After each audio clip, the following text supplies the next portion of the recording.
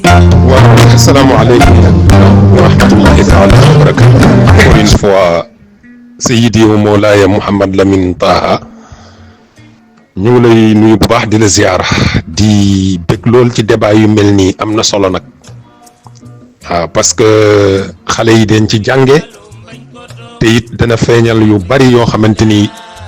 daf doon rëcc nit ñi. Tout d'abord, ce gars qui parle, le débat, c'est un débat très musclé. Mais le gars qui parle, en l'écoutant parler, tu sens nettement que il s'est complètement rangé du camp des ennemis potentiels de la Ngoné Latyr. Et ces ennemis-là, ce sont des ennemis déclarés. Et jusqu'à présent, ils sont top la Dior de Kohajamal. Faisons très attention parce que quand il nous parle de trahison entre Lat Dior et Tafsir Maba Diakhou Ba, il est complètement passé à côté. Kooku moom franchement il n'a pas interrogé l'histoire quoi. Il n'a pas interrogé du tout l'histoire parce que les dernières instances de Maba Diakhou Ba, Maba est arrivé dans le Sine le soir du 16 juillet 1867. C'est le lendemain que la bataille a eu lieu, quand c'était le 17 juillet. Bi affaire bi excès ànd na Lat Dior ma nga ca Alburi Njaay le Buur ba Jolof ma nga ca mais bi ñu xeexee ba xeex bi tàng lañu gis ni ci xam-xamu cosaan am na sax ba léegi man je suis parti jusqu'à Jaxaw Siin dañ lay wax ne la ba léegi séeréer yi bu ñu bëggee taw dañuy jël ci ndoxu géej gi léegi taw loolu nag bon xëy na seen xam-xam la parce que l'Afrique aussi a ses mystères te booba bali doom ñoo am te booba tubaab bi dafa nekk allié Buur Siin Kumba Ndoofeen tubaab bi dafa nekk allié ci Buur Siin Kumba Ndoofeen ñëw dooleel ko indil ko aussi fu muy denc ay armam ak ay munitions yoo xamante ni ci ay bâche lay doon taw mënalu ko dara alors que Maba Diakhou bi taw bi excès ci kawam dafa tooyal seen poudre yi ba seen fétal yi fonctionné tul bi kaa bi demee noonu ñu xëy suba weer ko di weer affaire bi pour mën ko utiliser foofu la Alburi Seynabou Diop mooy Alburi Njaay le Buur ba Jolof il a organisé une opération de ratissage pour jouer le rôle d'un éclaireur bon comme un grenadier voltigeur comme on le dit en zone opérationnelle il a joué le rôle d'un GP d'un GV waaw il a joué le rôle d'un GV grenadier voltigeur. Bon, quand il a fait cette opération de ratissage, il a vu l'armée du Sine, comment ils étaient nombreux, comment ils étaient motivés et tout. Lorsqu'il est revenu, il a parlé à Lat Dior devant Maba Diakhou Ba. Demba War Sall était présent. Ñu ne ko il faut que nous replier parce que replier ne veut pas dire fuir. Le repli est un acte de combat. Loolu la Napoléon Bonaparte wax. Man ma teg ci ni très efficace parce que tu es en zone opérationnelle ennemi bi daf la jekku tu es dans son dispositif de combat da nga war a replier xar dawul dafa uti doole Maba ni il y a une différence attention na waa ji déglu bu baax li may wax Maba ni moom nekkul ci guerre ci jihad la ne parce que guerre ak jihad du benn il faut que mu déglu bu baax li ma koy wax nii guerre ak jihad du benn Maba mu ni quoi que noonu la demee nañ tàllal ñoom ñu ñaanal leen ñoom ñu yeeweeku mais moom fii lay bàyyi deretam fii lay bàyyi bakkanam parce que dafa ñëw jihad moo ko indi donc du replier d'un iota Maba moo yeewi Lat Dior ak ñi mu àndal il faut qu'il lu muy wax mu xam ko quoi bu baax trahison amu ci parce que bi la Maba Diakhou daanoo Lat Dior encore toogaat na ci biir ripp Lat Dior Maba daanu nag mu dem yoonam de toogaat na ci biir ripp pendant 2 ans yoo xamante ni mu ngi ànd ak Sayer Matiba di def jihaad même Bambuk bi ñu koy songu Sayer Matiba la àndal. kii li muy wax na dem gëstu jiwaat taarix du lu la neex rek wax du lu la neex aussi sànni ça ne s'est pas passé comme ça Maba Diakhou moo ni carrément moom du bouger d'un iota parce que nekkul ci guerre ci jihaad la ne nii la demee loolu moo bàyyi bakkanu Maba foofu le 17 juillet 1867 même ñiy indi 16 juillet sax dañ juum ci date bi parce que il est arrivé le soir du 16 juillet et alors que c'est le lendemain que la bataille a eu lieu ñu def attention quoi ci côté boobu bi ci des nag mooy première bataille ak deuxième bataille boobu daf ci juum bu metti waa ji parce que li indi problème bi entre Lat Dior et Bour Sine dama ko bëgg a xamal ni ko Bour Sine di jaay la ci Lat Dior ndax Lat Dior Ngoné Latyr bi muy egsi ci moom dafa ñëw comme étant jarbaatam bu soxla woon adresse de repli parce que c'était après la bataille de Loro qui a eu lieu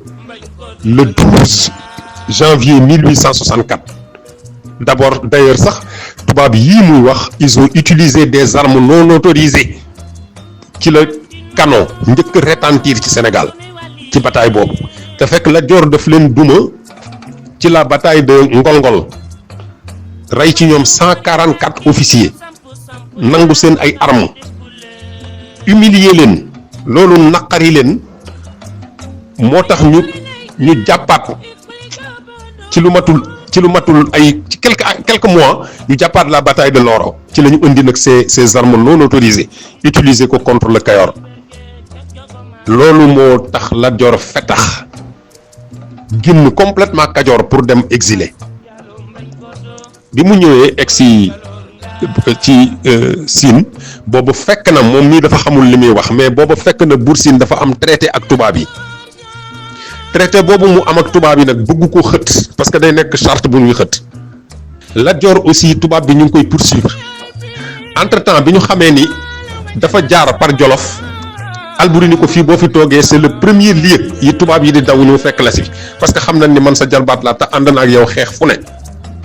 ci la ñu génn Jolof après daal di dem uti Sine Alboury moo ko conseillé loolu mu ne ko sa ndijaay ma nga fa nañ dem ñu uti foofu adresse de repli ci la daw ci la Lat Dior exilé dem bi mu demee nag ba egg foofu mais comme moom Bour Sine Coumba Ndoffène faa mag c'était l'oncle de Lat Dior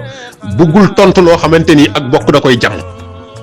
moo tax mu bàyyi ba Lat Dior egsi campé fi mu campé yónnee ci moom mu recevoir ko mais bi mu ko recevoir bi mu ko gisee dañuy mosuñoo gisee quoi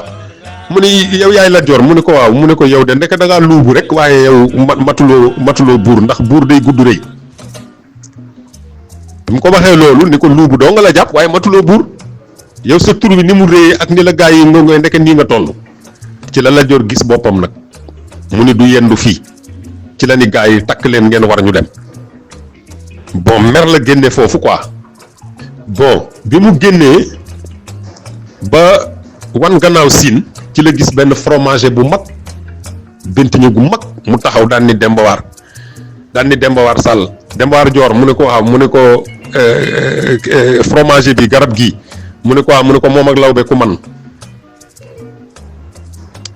mu ne ko ah lawbe de bu yettee njur ñu def ci sémmiñ bu jaxasoo garab gi léegi garab gi daanu mu ne waa sama nijaay daf maa xeeb waaye di nga xeeb xal mu lakk sa dàgga loolu la wax rek dem yoonam moo tax quand il a été reçu par Maba te Maba ne l'a pas reçu gratuitement parce que bi ko Maba di recevoir dafa fekk ni am na njëkk gu Ngoné Latyr lebaloon Lat Dior lebaloon Tafsir Maba njëkk googu mu ko lebaloon nag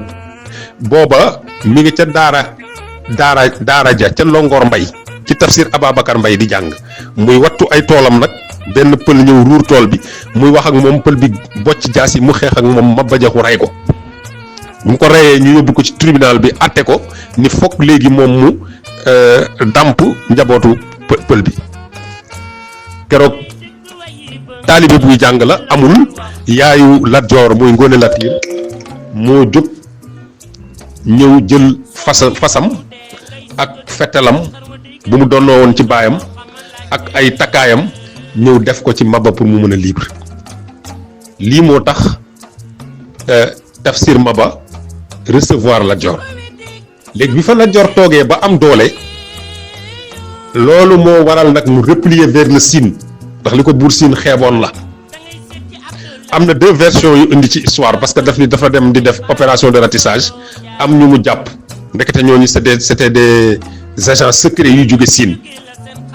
mu topp leen ba fekk leen ci benn dëkk mooy li ngay dégg taarix di wax mbettum kër Ngor Bis Lat Joor këf soldaar yi ànd ak ñoom dem jaar kër Ngor Bis ma nga fa egg si waxtu timis lakk dëkk ba ci seen kaw keroog Buur Sine Kumba Ndoofeen dañ ko rawale boole ko 30 chevaux pour bañ Lat Joor teg ko loxo nii la taarix bi demee te loolu c'était à l'insu de Tafsir Maba après la ko Tafsir Maba yëg